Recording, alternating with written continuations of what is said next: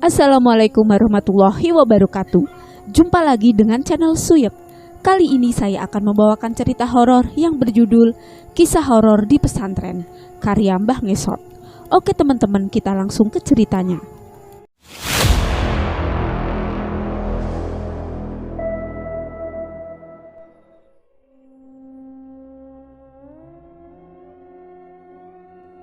Perkenalkan, namaku Basuki.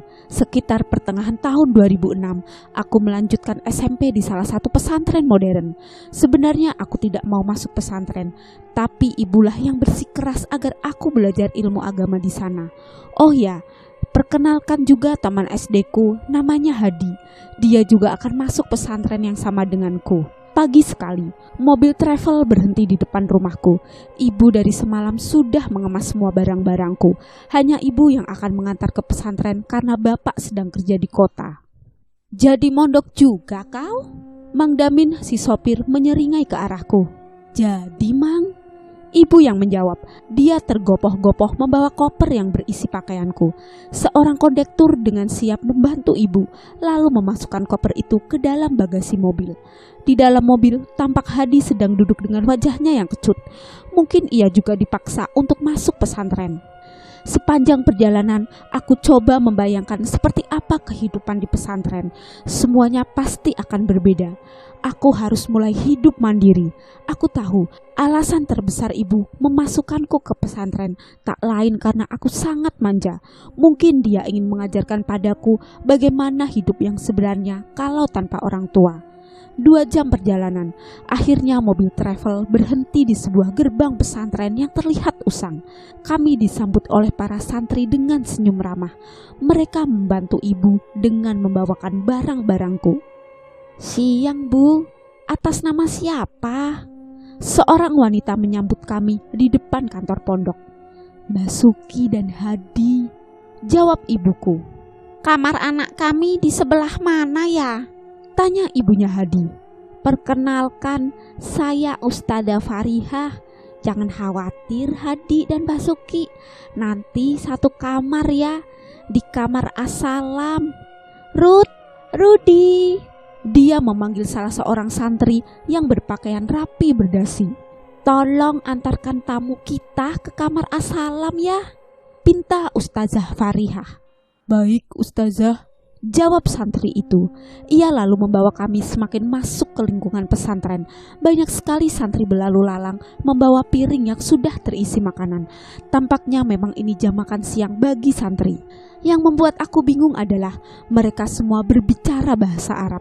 Aku tidak mengerti pembicaraan mereka. Sesampainya di kamar yang mereka beri nama Assalam, kami disambut lagi oleh ketua kamar di sana. Satu kamar terdiri dari 15 orang termasuk ketua kamar. Aku masih ingat nama ketua kamarku, Kak Safrudin. Dia juga memang ramah, menasehatiku agar betah di pondok. Aku tidak yakin bisa beradaptasi dengan lingkungan seperti ini. 1 minggu di pondok, aku mulai betah. Kakak kelasku baik sekali. Mereka mengajariku bahasa Arab dan Inggris. Aku punya program sendiri agar cepat bisa bahasa Arab. Setiap hari minimal hafal 1 kosakata bahasa Arab untuk digunakan dalam percakapan. Suatu malam saat teman-temanku sudah tidur pulas dan lampu kamar sudah dimatikan, aku malah tidak bisa tidur.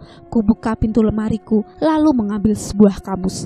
Pelan-pelan kulangkahi satu persatu temanku yang sedang berjejer tidur dengan pulas. Aku mendekati ke jendela untuk mendapatkan cahaya dari luar. Kubuka sedikit tirai jendela itu. Ini jam 2 dini hari dan pondok benar-benar sudah sepi. Kubuka lembaran kamusku dan menemukan sebuah kosakata mikrofah yang berarti gayung. Kuucapkan kosakata itu berulang-ulang agar bisa diingat. Tiba-tiba dari luar kamar tampak bayangan seorang melintas kamarku. Jelas sekali, tadi aku lihat itu bayangan seseorang yang mengenakan mukena. Mana mungkin malam-malam begini ada santriwati yang masuk kawasan santriwan. Kuintip dengan hati-hati dari bilik jendela, namun tidak ada siapa-siapa di sana. Apa mungkin ada orang yang iseng? Tanyaku dalam hati. Aku kembali duduk di dekat jendela sambil bersandar ke dinding. Kubuka kembali kamus bahasa Arab itu, lalu menghafalkan kosakata mikrofah yang berarti gayung. Mikrofah gayung, mikrofah gayung. Gumamku sambil memejamkan mata agar tetap ingat. Tiba-tiba ada seorang mengetuk kaca jendela kamarku, persis 3 ketukan. Siapa sih?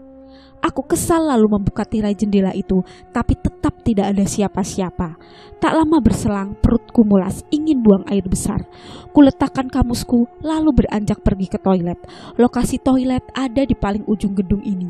Saking tak kuat ingin buang hajat, aku lari terbirit-birit.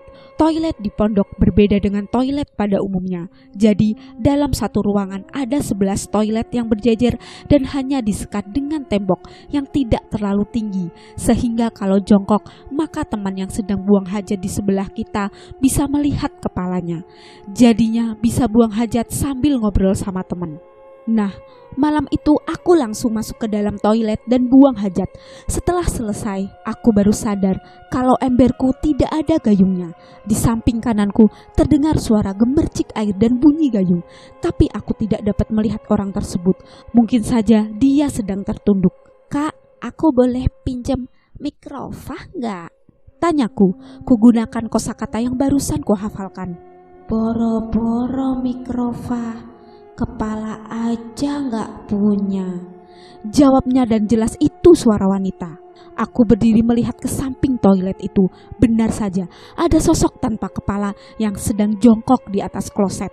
Aku pun lantas berteriak, lari terbirit-birit tanpa cebok. Santri di gedung itu sampai bangun karena teriakanku sangat keras. Semenjak kejadian itu, aku tidak mau lagi pergi ke toilet tersebut. Sebagai penggantinya, aku selalu menggunakan toilet gedung sebelah.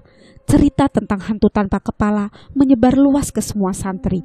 Mereka bahkan menamai setan itu dengan sebutan Siti Mikrofah. Hanya segelintir orang yang percaya akan ceritaku. Banyak santri yang menganggap kalau itu cerita fiktif belaka yang aku jadikan alasan untuk berhenti mondok. Saat ibu dan bapak menjengukku, ku ceritakan semua kejadian itu. Anehnya, mereka malah tertawa. "Hantu Mikrofah? Hahaha, bagus itu. Jadi kamu bisa terus ingat kosakata mikrofah. Hantu itu bantu hafalanmu," kata bapak. "Iya, bapak benar juga. Seharusnya kamu berterima kasih sama hantu itu," tambah ibu. Siang itu kami sedang makan bersama di sebuah saung tempat para orang tua menjenguk anaknya. "Ini serius, Bu. Ada hantu di pondok ini." "Hantu itu di mana-mana ada, Bas. Kita ini berdampingan hidup dengan mereka. Jangan takut. Kita makhluk paling mulia di muka bumi," ibu menjawabnya dengan santai. "Aku mau berhenti mondok aja, Bu," ucapku. Bapak malah tertawa lagi.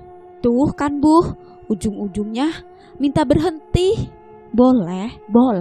Ibu mengangguk, tangannya sibuk mengupas kulit jeruk. "Serius? Boleh, Bu?" Jelas saja aku sumringah. "Tapi setelah 6 tahun, kata ibu disambut tawa bapak yang terbahak-bahak. Aku pun kembali menampakkan wajah murung. "Aku serius, Bu." "Iya, ibu juga serius. Kamu gak boleh berhenti mondok, belajar ilmu agama di sini," ucap ibu. "Iya, Bas, jangan berhenti mondok. Bapak mau kamu pintar ilmu agamanya, biar nanti bisa mendoakan bapak sama ibu kalau udah gak ada. Kau tahu, Bas, punya anak soleh itu adalah amal kebaikan yang pahalanya gak akan pernah putus bagi kedua orang tuanya." Mendengar penjelasan dari bapak, aku pun tertunduk. Apa boleh buat, aku harus tetap melanjutkan perjalananku di pondok ini. Setelah selesai menjenguk, ku antar ibu dan bapak sampai ke gerbang pondok. Sesaat sebelum mereka pergi, bapak berkata padaku, "Jadilah anak soleh, Bas," kata bapak sambil tersenyum. Setiap malam, Ustazah Laila sering mengaji Al-Quran tanpa speaker di masjid pondok. Beliau memang salah satu ustazah yang sangat rajin. Malam itu aku izin ke ketua kamarku untuk mencuci pakaian di toilet masjid. Dia selalu mengizinkanku asal jangan terlalu larut malam. Kebetulan saat itu tidak banyak pakaian yang aku cuci, hanya 2 buah celana dan 1 baju. Dari dalam masjid terdengar suara merdu Ustazah Laila. Aku suka mendengar beliau ngaji tengah malam seperti ini, membuat suasana jadi hangat.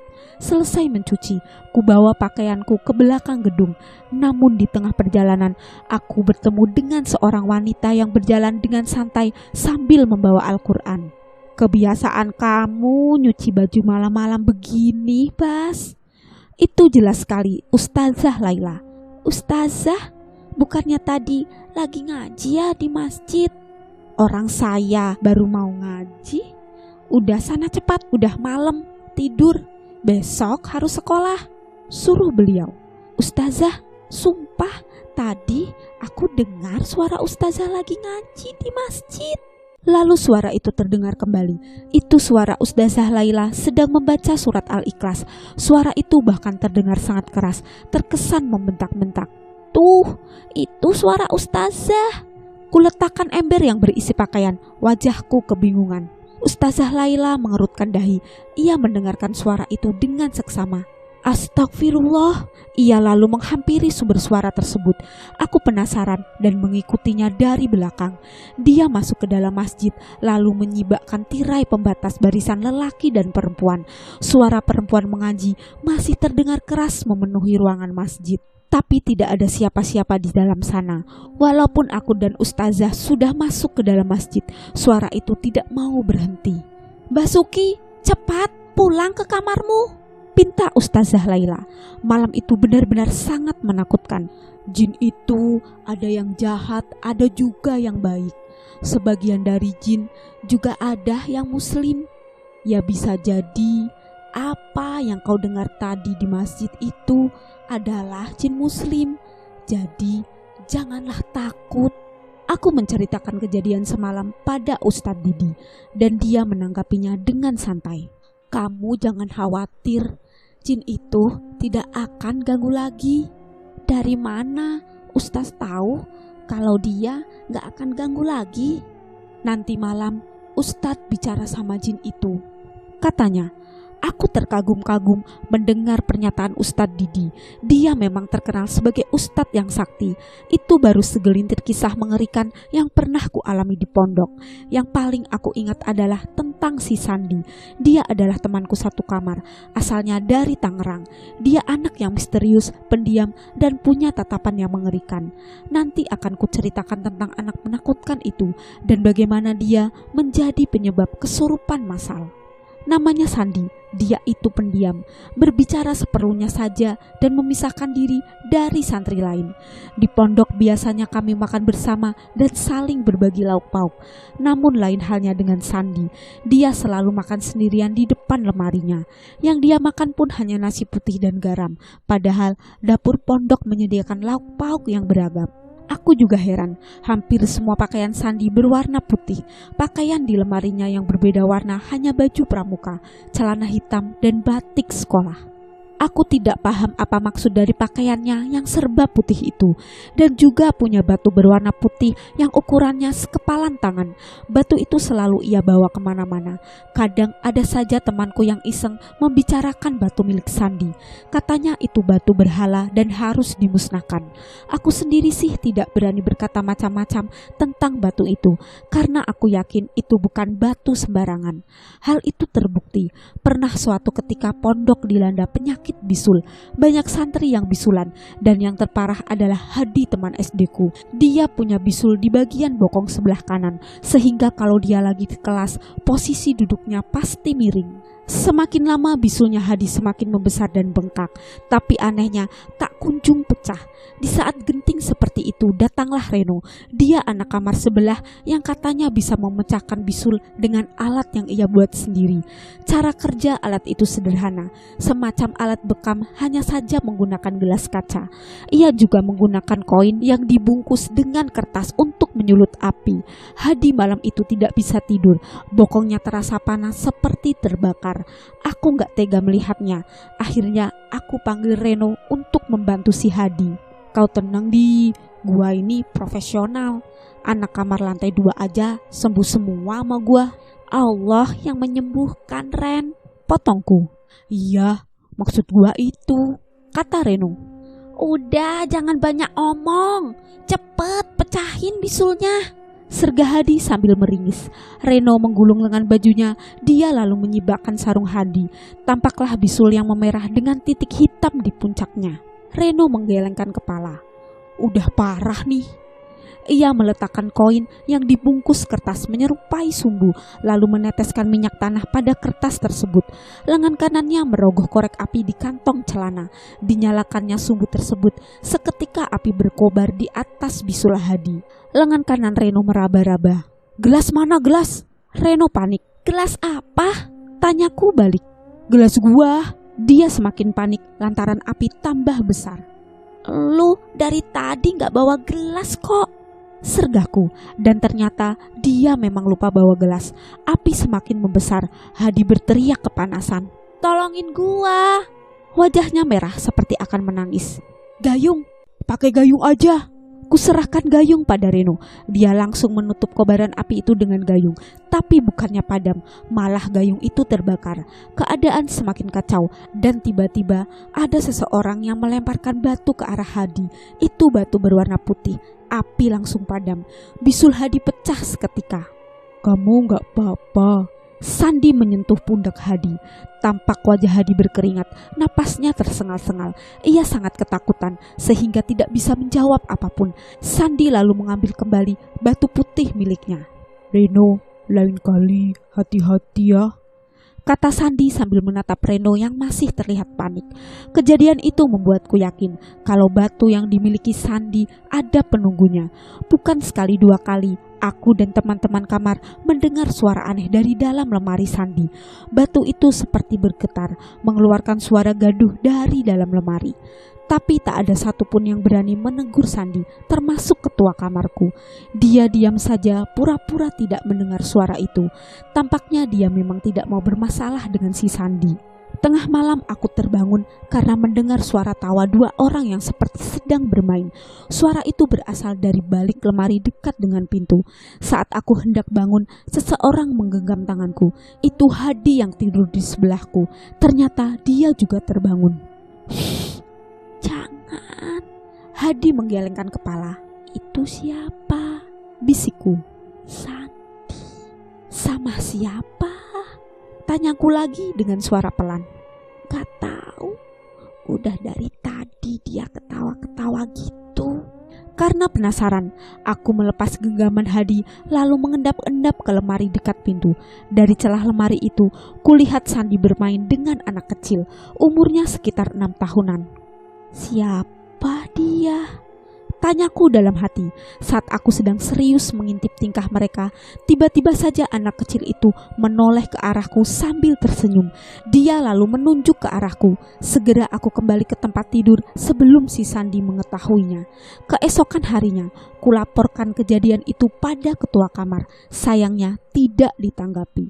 Ketua kamarku mungkin saja mendengar suara itu dan dia takut kalau harus menegur si Sandi. Hadi menceritakan kejadian itu ke kamar sebelah hingga menyebar luas ke semua santri. Selain perilakunya yang misterius itu, keluarga Sandi juga tidak kalah aneh. Di pondok itu hanya Sandi yang sering dijenguk ayahnya tengah malam. Aku sampai hafal berapa kali dijenguk dalam sebulan. Itu hampir setiap minggu dan pasti malam Sabtu. Saat santri sedang tidur pulas, si Sandi malah dijenguk tengah malam. Aku sering membukakan pintu untuk ayahnya Sandi. Aku juga sering dikasih uang tips. Ayahnya memang baik, kata Sandi. Ayahnya adalah orang sibuk sehingga dia hanya bisa menjenguk Sandi di malam hari saja. Setiap Sandi dijenguk pasti satu kamar makmur oleh makanan. Bapaknya Sandi sering membawa nasi timbel dengan lauk pauk yang nikmat, juga makanan ringan yang lumayan banyak. Si Sandi tidak pernah memakan pemberian bapaknya itu. Dia malah membagikan semua makanan yang ia punya ke teman-teman kamarnya. Ya, kami sih merasa diuntungkan. Asal perut kenyang itu sudah membuat kami senang. Tapi semua itu berubah menjadi mencekam saat kami tahu kalau ayahnya Sandi sudah lama meninggal. Hal itu baru kami ketahui saat pengumuman peringkat semester ganjil. Si Sandi menjadi juara 2 dan nama ayahnya disebut dengan gelar almarhum di depan namanya. Setelah kami satu kamar tahu kebenaran itu, kami tak mau lagi menerima makanan pemberian Sandi. Malam berikutnya, saat semua orang sudah tidur lelap, pintu kamar diketuk. Aku tahu itu pasti ayahnya Sandi yang rutin menjenguk di malam Sabtu. Kulihat Sandi bangun lalu berjalan ke arah pintu. Sayup-sayup, ku dengar percakapan mereka dari balik lemari. Mereka sudah tahu ayah dan tidak mau menerima makanan dariku lagi, kata Sandi. Nanti ayah beri mereka pelajaran, timpal ayahnya. Aku semakin takut mendengar ancaman itu. Sebisa mungkin ku pejamkan mata. Ku tutup kepalaku dengan bantal agar tidak mendengar percakapan mereka. Dia orangnya ayah. Tiba-tiba saja si Sandi sudah berdiri di depanku sambil menunjuk wajahku. Kenapa ya? Aku terbata-bata melihat wajah ayahnya yang datar dan pucat. Siapa namamu? Tanya ayah Sandi. Basuki, Pak. Jawabku terbata-bata dan masih dalam posisi telentang. Berdiri, pintanya.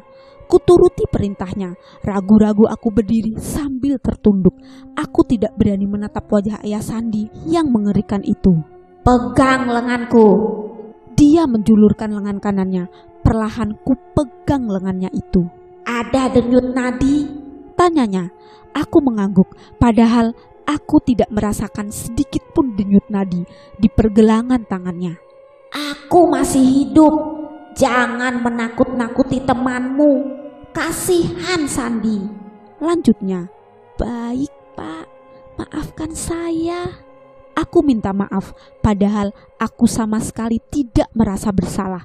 Dia lalu beranjak dari kamar, sedangkan aku sempat pipis sedikit di celana saking takutnya.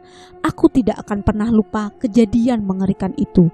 Keesokan paginya, aku bertingkah seolah tidak terjadi apa-apa semalam. Aku juga memaksakan diri untuk makan nasi timbel yang dibawa oleh ayah Sandi semalam. Semua teman-temanku di kamar terheran-heran melihatku yang lahap memakan nasi timbel pemberian si Sandi. Lu gak takut, Bas? Tanya Hadi.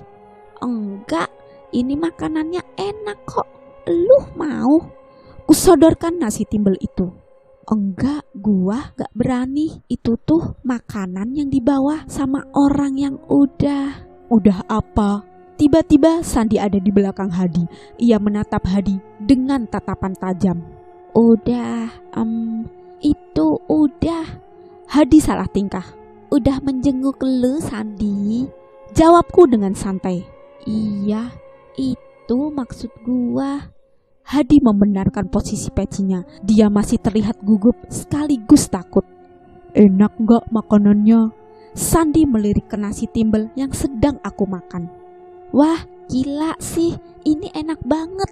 Ibumu yang masak ya? Bukan, tapi ayah yang masak, jawab Sandi. Weh, Hadi malah mual. Itu membuat Sandi seketika melirik ke arahnya. Maaf, kayaknya gua masuk angin. Hadi pun pergi keluar kamar. Aku tahu pasti dia membayangkan hal menjijikan pada makanan ini. Apalagi yang memasaknya adalah orang yang sudah meninggal. Sandi masih memperhatikanku yang sedang makan. Mau ikutan makan? Tanyaku ragu. Enggak, jawabnya singkat. Di belakang gedung kamarku ada sebuah pohon kedongdong yang katanya angker. Menurut cerita yang beredar dari mulut ke mulut, katanya pohon itu tidak mempan ditebang. Pihak pondok sudah berkali-kali mencoba untuk menebang pohon itu, tapi batangnya sangat keras dan tidak mempan oleh alat apapun. Sampai saat ini pohon itu masih tumbuh subur di belakang gedung kamarku. Ada juga orang yang bilang kalau pohon itu dihuni kuntilanak. Aku juga mendengar pengakuan dari beberapa santri yang pernah ditertawakan kuntilanak penghuni pohon kedongdong. Semua santri takut pada pohon itu, terkecuali Reno. Dia memang santri yang bebal dan sok tahu. Suatu sore setelah selesai olahraga, aku, Hadi dan Reno nongkrong di belakang gedung sambil minum es jeruk yang kami buat sendiri. Tiba-tiba Reno melirik pohon kedongdong yang tak jauh dari tempat kami nongkrong. Kalian percaya sama keangkeran pohon itu? Tunjuk Reno ke arah pohon. Iya iyalah, udah jangan diomongin nanti penunggunya dengar, kata Hadi. Kalian semua tertipu. Kalian tahu Gua sering lihat Mang Jasim, tukang bangunan pondok ini, ngambil buah kedongdong di pohon ini. Isu tentang pohon angker itu pasti hanya akal-akalannya Mang Jasim saja, agar tidak ada santri yang berani memakan buahnya. Buah itu pasti dia jual ke pasar. Masa sih, Ren? Aku mengerutkan dahi. Kalian gak percaya? Nih, gua buktikan ya. Reno memelorotkan celana kolornya. Ren, mau ngapain lu? Dia kencingi pohon kedongdong itu. Aku dan Hadi terkejut melihat perilaku Reno. Gila lu, Ren. Hadi menggelengkan kepala. Jangan bawa-bawa gua ya. Lu yang kencing sendiri dan gua gak mau ikut-ikutan lah. Sergahku pada Reno. Sama, Ren. Gua juga gak enak mau kena batunya nanti. Hadi sependapat denganku. Halah, kalian itu dimakan sama mitos dan kebohongan. Lihat saja, gua masih baik-baik aja kan? Reno tersenyum, gayanya tenggil sekali. Tidak butuh waktu lama bagi Reno untuk merasakan akibat dari perbuatannya itu. Setelah tadi sore mengencingi pohon angker, malamnya Reno berteriak kesakitan. Kelaminnya membengkak, ia bahkan menangis karena tidak kuat menahan rasa sakit. Kami lalu membawanya ke puskesmas pesantren, namun rasa sakitnya tidak kunjung sembuh. Dia berteriak sambil meminta ampun pada penghuni pohon kedongdong itu. Emangnya kamu ngapain di pohon itu? Tanya petugas puskesmas. Kencing, Bu, dia kencing di pohon itu. Aku menjawab karena Reno tak berhenti berteriak kesakitan. Aduh, kayak kebakar nih, tolong. Reno terus menceracau. Coba panggil si Sandi, pintaku pada Hadi. Tak lama kemudian Sandi muncul. Dia melihat kondisi Reno lalu menggelengkan kepala. Gak bisa ini. Aku gak bisa tolong dia, katanya. Kenapa? Tanyaku. Penunggu pohon itu sangat marah. Jawab Sandi lagi. Reno pun langsung dirawat di puskesmas pesantren tersebut. Keesokan paginya, kelamin Reno semakin parah, membengkak dan memerah seperti mau meledak. Di saat seperti itu, untung saja Ustadz Didi yang datang menjenguknya. Tolong ambilkan air putih, pinta Ustadz Didi. Dia menyibakkan sarung Reno. Air itu dibacakan doa-doa oleh Ustadz Didi, lalu disemburkannya air tersebut pada kelamin Reno. Lain kali jangan gegabah, Ren, kata Ustadz Didi.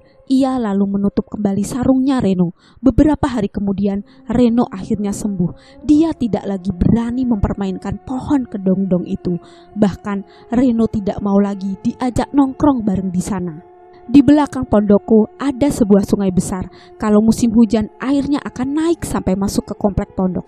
Sungai itu terkenal dengan jembatannya yang angker, namanya Jembatan Cimuning. Aku pernah mendengar cerita dari salah satu santri tentang keangkeran jembatan itu. Dulu menjelang maghrib, ada seorang pedagang cilok yang hendak pulang ke kampungnya yang berada di seberang sungai.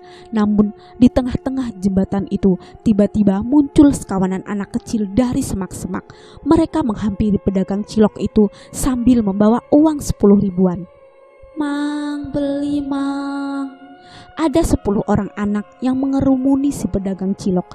Jelas saja hal itu membuatnya senang. Lantaran dagangannya akan laris, ia pun berhenti di tengah-tengah jembatan untuk melayani pelanggannya. Setelah semua anak mendapatkan cilok, mereka berlari kembali ke tepi jembatan. Selang beberapa saat, uang yang diterima pedagang berubah menjadi daun kering. Si pedagang cilok terkejut melihat tumpukan daun di lacinya.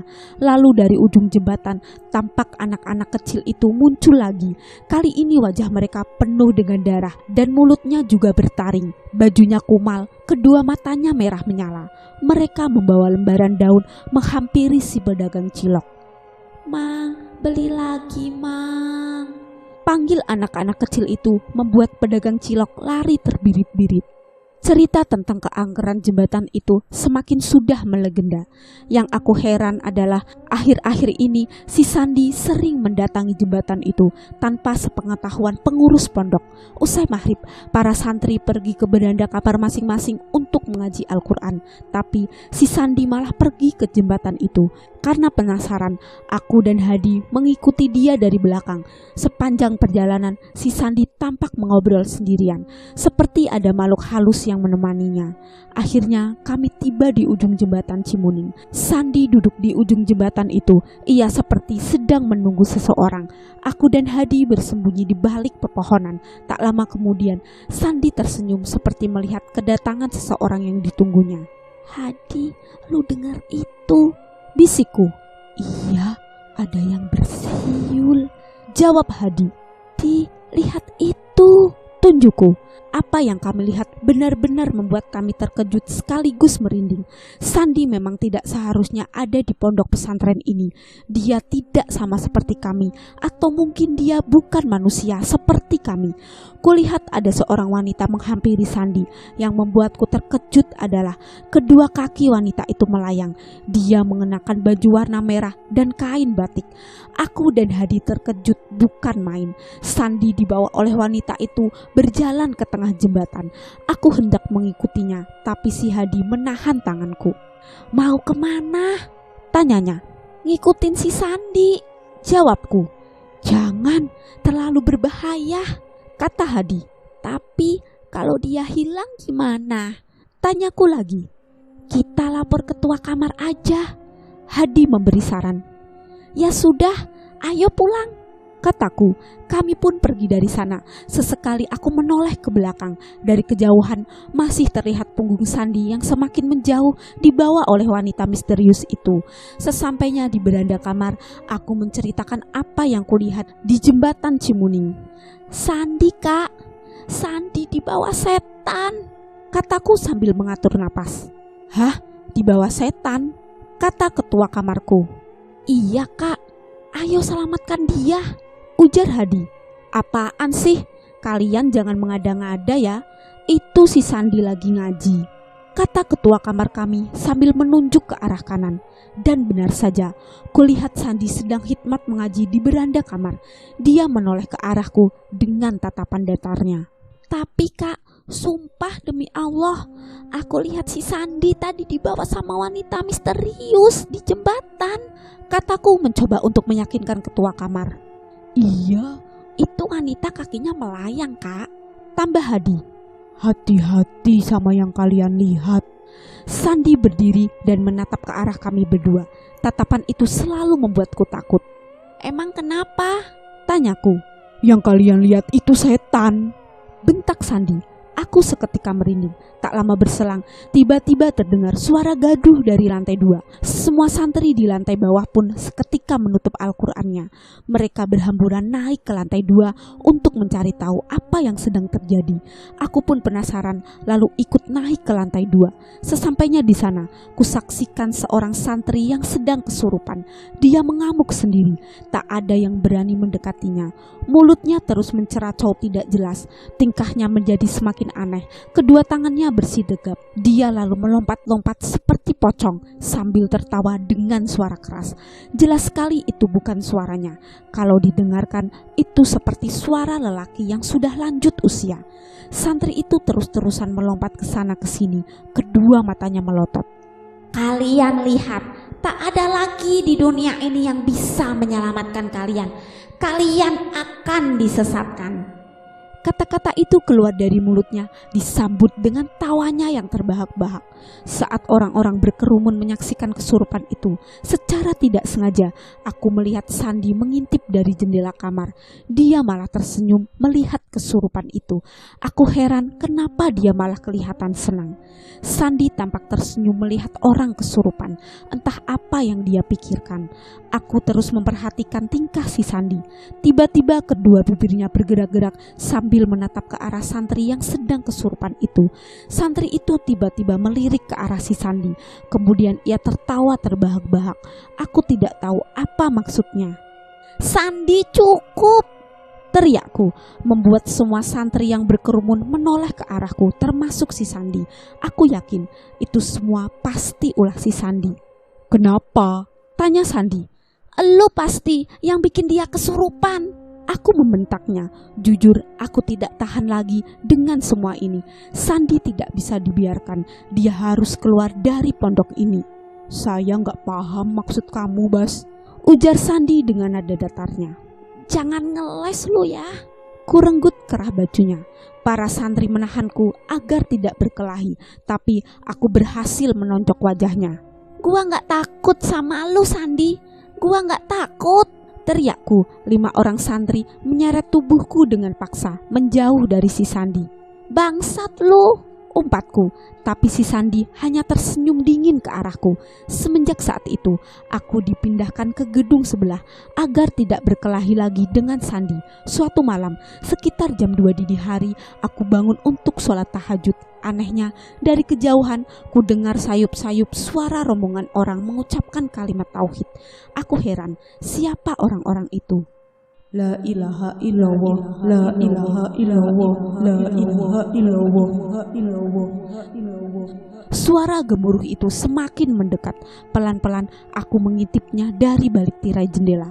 Seketika saja aku terkejut karena ada rombongan orang berpakaian hitam sedang memikul keranda mayat. Di sana juga ada Sandi yang sedang berdiri seperti menyambut kedatangan keranda itu. Mereka menurunkan keranda itu, lalu keluar asap yang mengepul dan menggumpal tebal. Asap itu membentuk pocong berukuran kecil. Sandi kemudian membopong pocong itu masuk ke dalam kamarnya. Rombongan orang berbaju hitam perlahan hilang begitu saja. Jujur, aku tidak bisa membiarkan Sandi terus berada di pesantren ini. Semua orang harus tahu kalau si Sandi bawa hantu ke pondok. Malam itu juga aku memberanikan diri mendatangi kamar Sandi. Tapi yang aku lihat sangatlah di luar dugaan. Kamar itu dipenuhi hantu. Saat aku masuk ke dalam kamar si Sandi, kulihat kamar itu diisi oleh banyak hantu. Di atas lemari bergelayutan sesosok kuntilanak dengan wajahnya yang hancur penuh darah. Rambut kuntilanak itu tergerai hingga menyentuh lantai. Tak jauh dari tempatku berdiri, banyak makhluk halus yang wujudnya mengerikan. Mereka berkuku panjang. Di sana juga ada si Sandi yang berdiri di antara mereka.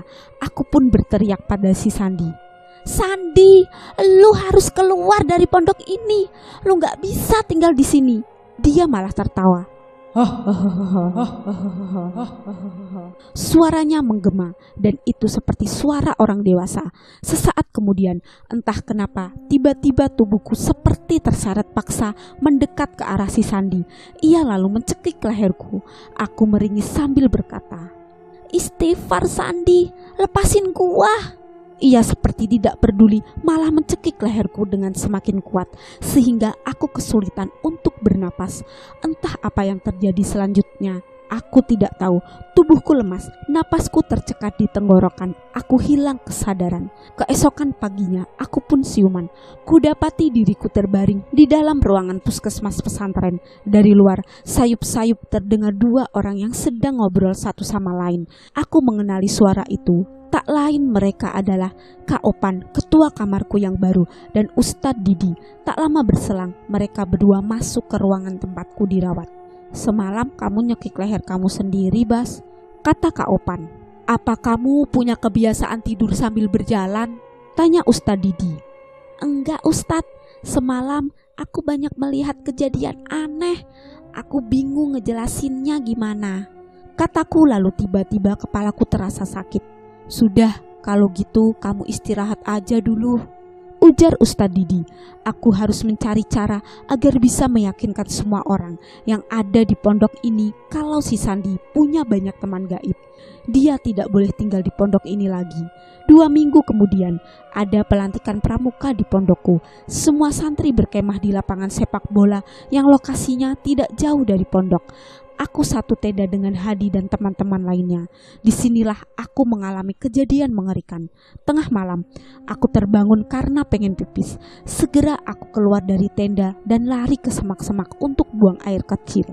Tak ada kejanggalan yang kualami sampai akhirnya saat ku kembali ke tenda, terlihat Hadi sedang berdiri sambil menampakkan wajah ketakutan. Kutanyai dia, "Lu kenapa Hadi?" "Bas, tolong gua Bas," katanya. Tangannya bahkan bergetar. "Tolong kenapa? Lu kenapa sih?" tanyaku lagi. "Di dalam tenda kita Bas, di dalam tenda kita. Lu cek deh." Aku mulai tegang. "Emang ada apa Hadi?" tanyaku. "Lu cek aja," suruh dia. Wajahnya sangat ketakutan. Perlahan aku masuk ke dalam tenda itu sambil menyorotkan senter ke arah teman-temanku yang sedang tidur. Dan di antara mereka, kulihat ada Hadi yang sedang terbaring di sana. Ia melihat ke arahku dengan ekspresi wajah yang ketakutan. "Bas, di luar ada orang yang mirip sama gua." Jelas aku terkejut kalau Hadi ada dalam tenda. Lantas siapa yang barusan kulihat di luar? "Apa-apaan ini?" kataku dengan suara keras, membuat teman-temanku terbangun. "Kenapa?" tanya mereka dengan ekspresi wajah yang masih mengantuk. Tadi ada Hadi di luar," kataku terbata-bata. Kemudian aku langsung mengecek kembali sosok yang menyerupai Hadi yang ada di luar tenda. Dan anehnya sosok itu menghilang begitu saja. Aku kemudian masuk kembali ke dalam tenda untuk memastikan kalau Hadi baik-baik saja. Aku mencoba untuk menenangkannya dan memberinya sebotol air minum. Kejadian itu memang sangat janggal. Besoknya aku mengadu ke para panitia pramuka, tapi mereka malah mentertawakanku dan menganggap kalau aku hanya mengada-ngada. Malam terakhir pelantikan pramuka, semua santri putra dibariskan, mata kami ditutup, lalu kami disuruh memegang pundak teman yang ada di depan kami, semacam main kereta-keretaan. Itu terjadi tengah malam, aku tidak tahu pasti jam berapa, mungkin sekitar jam 2 dini hari. Setelah mata ditutup, ku dengar suara panitia berbicara melalui speaker toa. "Malam ini kekompakan kalian akan diuji. Pegang erat-erat pundak teman yang ada di depan kalian. Jangan sampai lepas dan kalian harus berjalan mengikuti suara tepukan tangan dari panitia. Paham?" "Paham," sahut kami serentak. Aku memegang erat pundak teman di depanku. Aku tak tahu siapa dia. Tantangan pun dimulai. Barisan kami berjalan perlahan mengikuti tepukan tangan panitia. Aku sempat kesulitan berjalan dan sesekali menginjak sepatu teman yang ada di depanku. Barisanku seperti dibawa berkeliling lapangan. Namun lama-kelamaan aku mulai merasakan hal ganjil. Kakiku tidak lagi menginjak rumput, melainkan ranting-ranting kering dan semak belukar. Barisanku terus mengikuti suara tepukan tangan itu. Sesaat kemudian, suara tepukan itu tidak terdengar lagi. Barisan kami pun berhenti. Lalu aku bertanya pada teman di depanku. Kedua mataku masih ditutup dengan kain. "Kok berhenti di sini?" tanyaku. Teman di depanku tidak menjawab. Aku mulai curiga, lalu buru-buru ku buka kain yang menutup mataku. Dan betapa terkejutnya saat aku mendapati diriku sedang berada di tengah perkebunan karet. Aku heran kenapa aku bisa ada di sini. Teman-temanku menghilang, hanya tinggal aku sendiri di perkebunan ini. Kemana perginya mereka semua? Aku bingung, lalu berteriak memanggil teman-temanku. Tapi tidak ada satupun yang kutemui di perkebunan ini. Tak lama kemudian, dari balik pepohonan itu, kulihat seorang lelaki berdiri sambil menatapku. Ia melangkah mendekat ke arahku. Aku pun mundur beberapa langkah ke belakang. Semakin dekat, wajah lelaki itu semakin jelas. Aku tahu siapa dia. Dia adalah Sandi. Dia masih mengenakan baju pramuka lengkap. Tapi yang aneh adalah ada benda di tangan kirinya. Ia menggenggam sebilah pisau tajam seperti hendak membunuhku. "Sandi?" tanyaku. Dia malah tersenyum mengerikan sambil mengacungkan pisaunya ke arahku. "Sandi, jangan San!" Aku mundur beberapa langkah sambil tetap waspada. Sebelum dia berhasil menikamku, segera aku lari terbirit-birit untuk menjauh darinya. Tapi dia malah mengejarku dari belakang. "Mati! Mati!" teriaknya sambil membuatku semakin tambah takut. Aku heran apa sebenarnya salahku. Aku terus berlari menjauh dari Sandi. Sesekali kuperhatikan sekelilingku. Ada pepohonan karet yang berjejer rapi. Sialnya saat sedang lari kakiku tersandung. Lalu aku tersungkur ke semak-semak. Kulihat Sandi sudah berdiri di hadapanku sambil menggenggam sebilah pisau. "Jangan Sandi, jangan bunuh aku," kataku. Dia lalu tersenyum mengerikan dan berkata, "Kembalikan barang yang kau curi," Katanya terkesan mengancam. Sandi mengarahkan pisau itu ke wajahku. Ya, memang beberapa hari lalu aku mencuri sesuatu dari lemarinya Sandi. Yang kucuri tak lain adalah batu putih itu. Bagiku, batu itu adalah simbol berhala. Setelah aku berhasil mencurinya, ku buang batu tersebut ke sungai agar kekuatan gaib yang dimiliki Sandi hilang. Karena aku yakin kalau kekuatan Sandi terletak pada batu putih itu. Batu itu sudah kubuang, teriakku. Sandi menampakkan wajah marah. Dia lalu menghujamkan pisaunya ke arahku. Untungnya aku masih bisa menghindar. Ku tendang perutnya. Ia pun terjungkal ke belakang. Lalu aku lari lagi dengan sekuat tenaga untuk menjauh dari si Sandi. Sesekali aku menoleh ke belakang. Terlihat Sandi masih berdiri di sana. Kali ini wajahnya semakin menakutkan. Matanya merah menyala. Dia mengejarku tapi bukan dengan cara berlari, melainkan melayang seperti makhluk halus. Astagfirullah, kataku sambil terus berlari. Sandi melayang dengan cepat, melewati pepohonan karet, dan entah apa yang terjadi. Tiba-tiba saja dia sudah berdiri di hadapanku. Kulihat kedua tangannya sangat mengerikan. Terdapat banyak bulu hitam di lengannya. Jarinya besar dan panjang. Ia lalu mencekikku. Tak ada yang bisa menyelamatkanmu sekarang. Mati kau, bentaknya. Aku kehilangan napas. Dia semakin kuat mencekik leherku. Mungkin aku akan mati di sini. Tak lama berselang, tiba-tiba saja cekikan tangannya melemah. Ku dengar suara seseorang membaca ayat kursi. Sandi melepaskan tangannya dari leherku. Dia lalu berteriak seperti kesakitan. Di belakang Sandi, tampak Ustadz Didi bergumam sambil mengarahkan tangannya ke wajah si Sandi. "Keluar kau iblis!" bentak Ustadz Didi. Tidak, aku tidak mau keluar. Anak ini sudah melakukan perjanjian denganku dan aku akan terus menyesatkannya, kata Sandi dengan suara besar. "Perjanjian apa?" tanya Ustadz Didi. "Dia melakukan ritual pembangkitan mayat. Aku sudah membangkitkan ayah dan adiknya. Jadi sekarang anak ini milikku," kata Sandi. Bola matanya merah menyala. "Kau iblis suka sekali berbohong. Tak ada yang dapat kembali dari kematian. Yang kau tunjukkan ke Sandi adalah jelmaan jin. Keluar kau, atau kuhancurkan kau dengan ayat suci Al-Quran." Ustadz Didi lalu kembali membaca ayat suci. Sandi memegang kepalanya. Ia tampak kesakitan. "Astagfirullah, Ustadz, lihat," kataku sambil menunjuk ke arah pepohonan karet. Di sana tampak ada dua orang yang sedang berdiri. Yang satu berbadan tinggi dan yang satu seperti anak kecil. Mungkin saja itu adalah ayah dan adiknya Sandi. Aku akan menyesatkan kalian," Sandi kembali berkata dengan suara aneh. Ustadz Didi lalu melemparkan tasbih ke wajah Sandi, membuat Sandi terkapar tak berdaya. Matanya melotot. Ustadz Didi menutup mata si Sandi dengan telapak tangannya sambil terus membaca ayat suci. Aku menoleh ke arah pepohonan. Kedua lelaki tadi sudah menghilang entah kemana. Ustadz Didi lalu membopong tubuh Sandi. Kami berhasil keluar dari perkebunan karet itu. Yang baru aku tahu adalah ternyata lokasi perkebunan itu tidak jauh dari pesantren. Sesampainya di lingkungan pondok, para panitia pramuka menyambut kedatanganku. Mereka panik lantaran aku menghilang begitu saja. Untungnya Ustadz Didi menyelamatkanku. Menjelang subuh, kegaduhan kembali terjadi. Santriwati satu gedung semuanya kesurupan. Ada yang menjerit seperti kesakitan dan ada juga yang tertawa terbahak-bahak. Aku yakin kesurupan itu masih ada kaitannya dengan Sandi.